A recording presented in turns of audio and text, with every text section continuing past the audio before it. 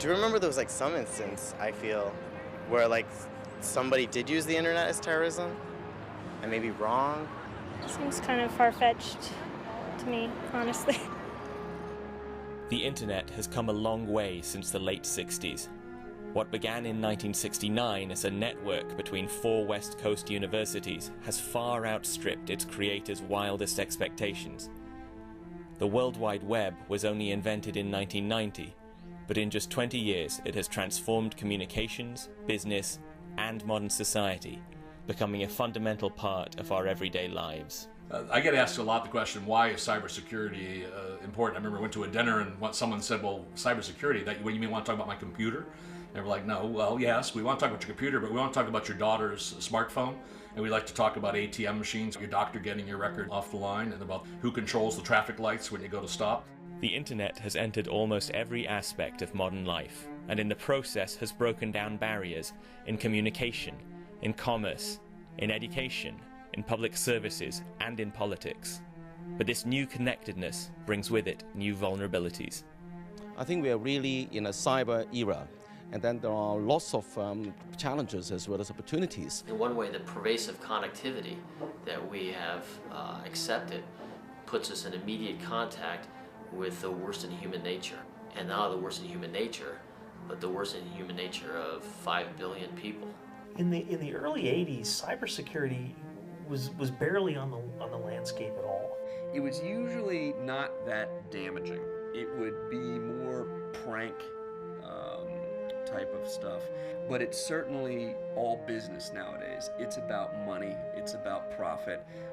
I haven't seen a prank hack in a very, very, very long time. The latest reports show that some countries, including Brazil, for example, the money earned from cybercrime has surpassed the money earned from the drugs trade. Nowadays, you can make a complete hacking system out of a cell phone. So someone sitting there innocuously using their iPhone could actually be hacking you.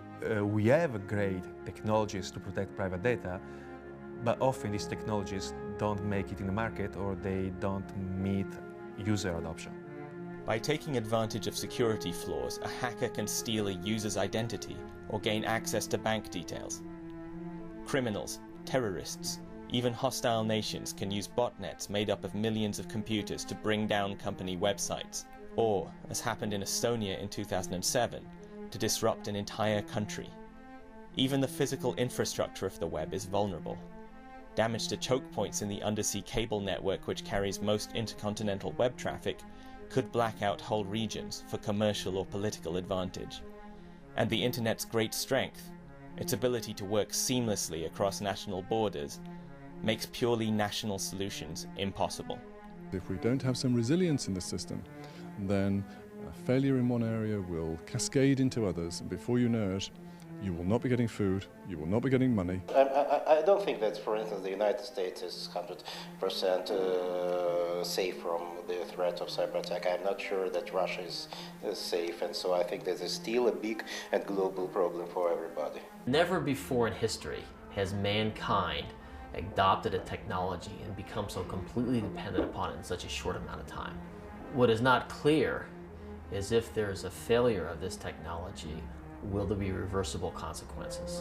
We've not only adopted a dependency very rapidly, but we've not maintained a plan B. So many people ask whose problem is this, whose responsibility is this? And really it's at 3 levels. First is the private sector. This is, in essence, cyber is a private sector initiative. Private industry owns and operates more than 85% of the infrastructure. Secondly, are the public sector, our governments. Governments are going to have to play some kind of more of a role than they're playing now. The international policy component that is absolutely essential is far, far behind the technological advances that are just racing ahead. And the third is actually the netizen. It's the citizen themselves, the user of it. All of us have responsibilities. What EWI is doing is bringing all these elements together. And we need to, first of all, build up a platform of trust.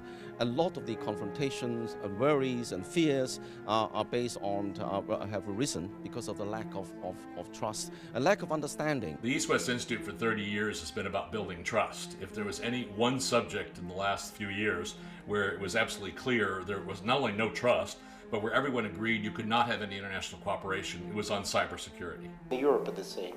In the United States, it's the same. It's very difficult to talk and just to cooperate for the state bodies and the private companies and individuals. It is absolutely important to create dialogue. We have to talk. We have to talk about it. The stepping stones to building trust are, first of all, to have some modest successes together. So, for example, many people said counterintuitively, we said China and the United States, let's get our top experts together, let's get the governments engaged, and let's actually try to find a way to deal with specific problems that are a problem for both of us. Then from a larger part, how do we begin to engage the international community, private and public sector, to actually work together? We can't solve all the problems all at once, but we need to take the first step. The EWI has got this global reach, and with that, embracing those ideas and articulating them to the global decision makers has got to be the tool for the future.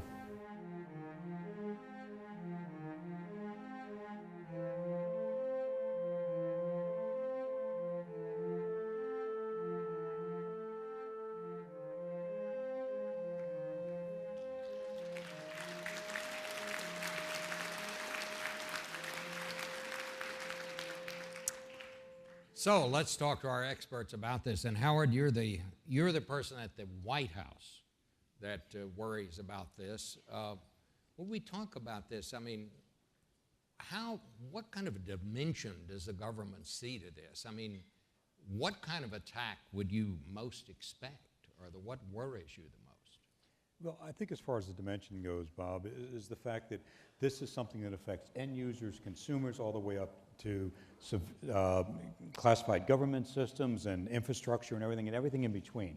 So when you look at the scope of this and look at what President Obama's put together on this, it covers everything from one end to the other. As far as attacks go, that's really a difficult question, because we have a tendency, improperly I believe, to sort of lump all these things into one big bucket. And when you do something like that, it's like trying to boil the ocean. You just don't have a good solution, because you're trying to solve so many different pieces that different people have different ownership of. Whether a government has the ability in, for example, cybercrime issue, or we look at technology companies that are building the technology. It's not all the same thing to all people, number one. And secondly, even you look at some of the questions we got on the survey relative to some of the countries. Some feel pretty prepared. Others are saying, yeah, I'm not so sure we're there yet. Udo, the European Union has done some very good work in this. A lot of people on this side of the Atlantic think that you're ahead of the United States in cybersecurity. What do you think needs to be done? What do you see as the big challenge here? First to your question, we have the other perspective from Europe, that we think the Americans are ahead. So maybe we are on the same track. I think the big chance we have in Europe that we have a new commission, we have a Commissioner Nelly Cruz for the digital agenda, and since December we have the new Lisbon Treaty into force. So this shows that the European member states and the Commission are aware of this issue. So if we look at the challenges, I think we have, in addition what Howard said, some real hot topics. We have cybercrime, we have organized crime, we have it in our daily business. So in Europe, we have a different level of IT security in the member states. So the big challenge in Europe is how to get every member state on the same level of IT security awareness. Let's talk a little bit about India. Given the rise of India's, the speed that you become almost a cyber powerhouse. Kamlesh, I wonder, is technology outpacing policy here? Because so often in history we have seen that it does. Do we know what we have here yet? Well, India is no exception to what you've just said. Technology is definitely outpacing